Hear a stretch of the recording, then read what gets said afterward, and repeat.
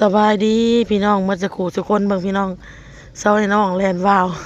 อ้นมาหับเอาน้องบอลนั่นอยู่เฮียนเด้อพี่น้องเด้อพี่น้องสังเกตเมืองน้องบอลเกิบเราขาดแล้วได้พี่น้องเกิบขาดแล้วอ้นจะได้ซื้อให้ใหม่แล้วพี่น้องขาดแล้วอันเด็กกิ่งนะพี่น้องดำๆนะขาดแล้วแม่เกิบเขาขาดเพิ่นวะ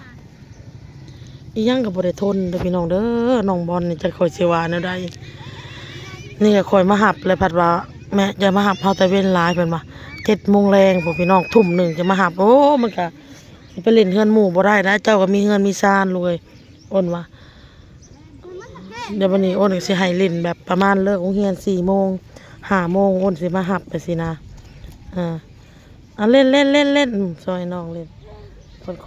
อเล่นพี่น้องเอาเล่นกับน้องเพิ่นบ่เป็นแล่นซ้ำปัดอยู่เฮือนมันปาดของทรายมันของกับสายไฟเวลามันตกลงพี่น้อง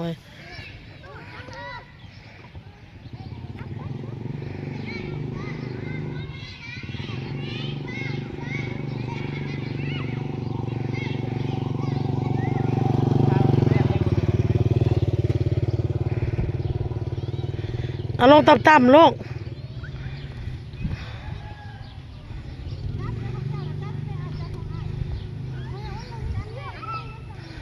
แล่นไปใส่ของเขาแล้ววันนี้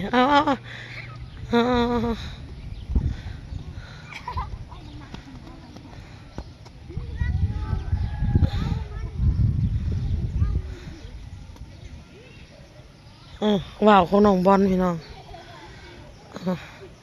ปลูกปลาซื้อเกิบปะมื้ออื่นเจ้าบ่มีเกิบได้ปลาเฮียนน่ะป้าอันมื้อหน้าแม่จังสิให้เจ้าลิ้นดนๆดอกมื้อนี้ไปหาซื้อเกิบก่อนปะ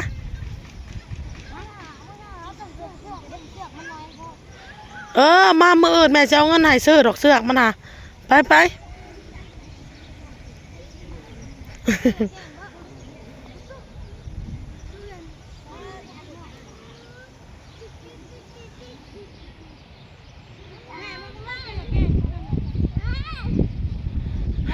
เทพสามตาน้องโตพี่น้องเด้อแฮงคือหมักย่างแล้วหมักรับตาแล้วก็แกงหัวว่าไปแล้ว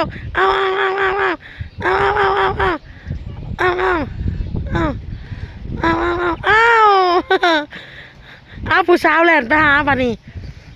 ผู้สาวแล่นไปหาบัดนี้เท่าโตเอาแล่นหนีบัดผู้สาวแล่นหาบัดแล่นหนี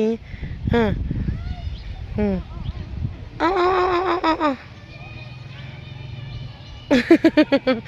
แล่นไปหามันก็ตกแล้ว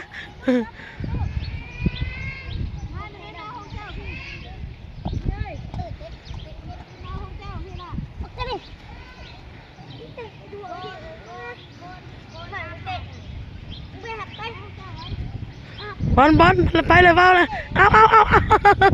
บักโตเอ้ยบ่เป็นแต่เนาะ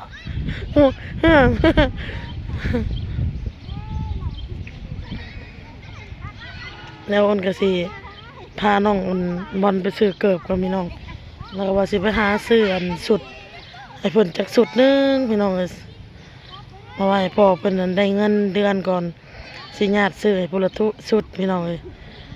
พอโตกับน้องบอลเดือนหน้าก็ญาติซื้อให้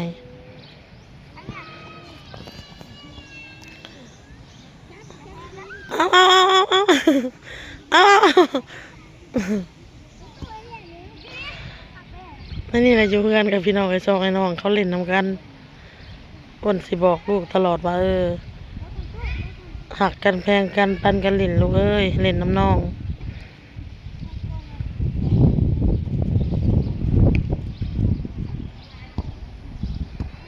บอลไม่ยั้งของคาน้องบอลเบิ่งดูฮันเด้ฮะ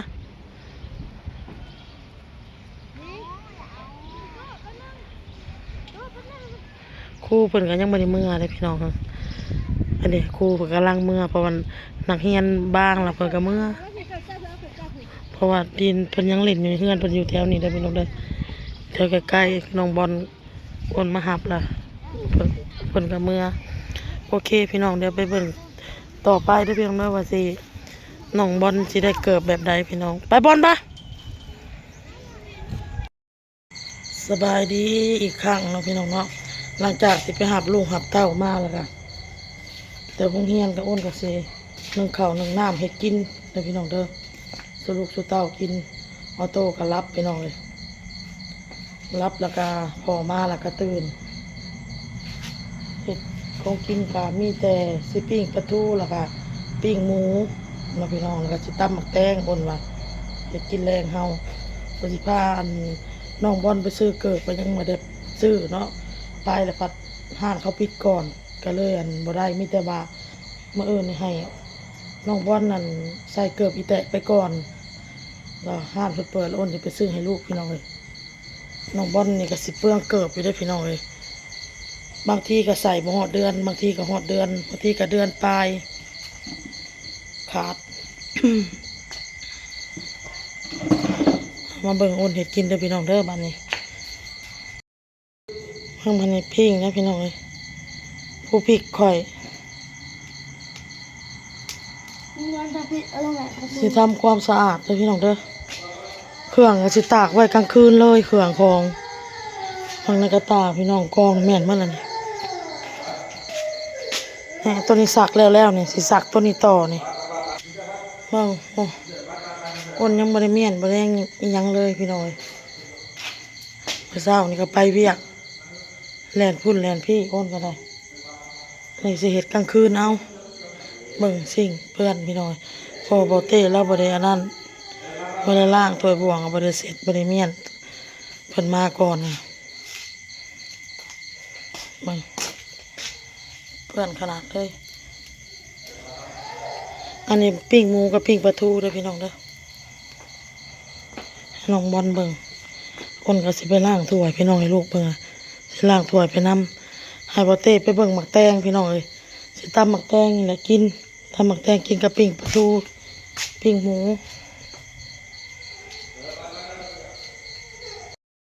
ปิ้งก็สุกแล้วเรียบร้อยพี่น้องสุกแล้วต้นก็สิมาซอยแล้วก็ตำหมักแตงเด้อพี่น้องเด้อ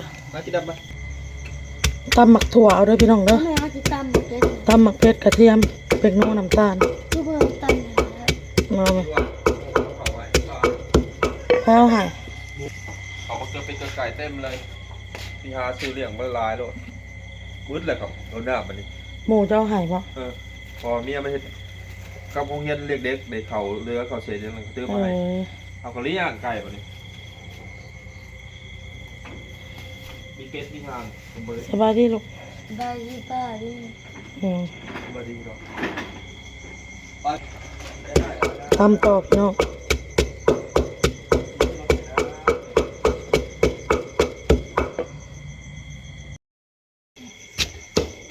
ใส่หมักถั่วตำหมักถั่ว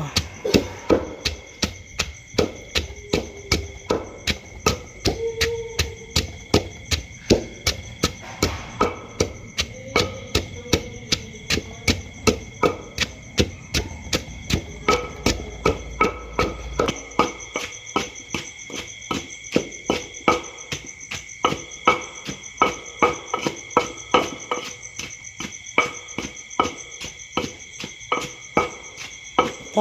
ำไงมากละกะอยากกินตำถั่วกับตำเป็นตำหมักถั่วนั่นได้แม่พอ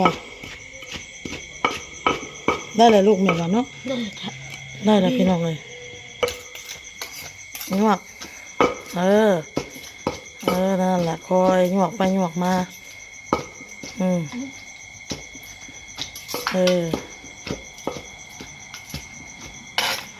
ให้มันทั่วลูกให้มันทั่วแล้วเรียบร้อยพี่น้องตำหมักถั่วเนาะ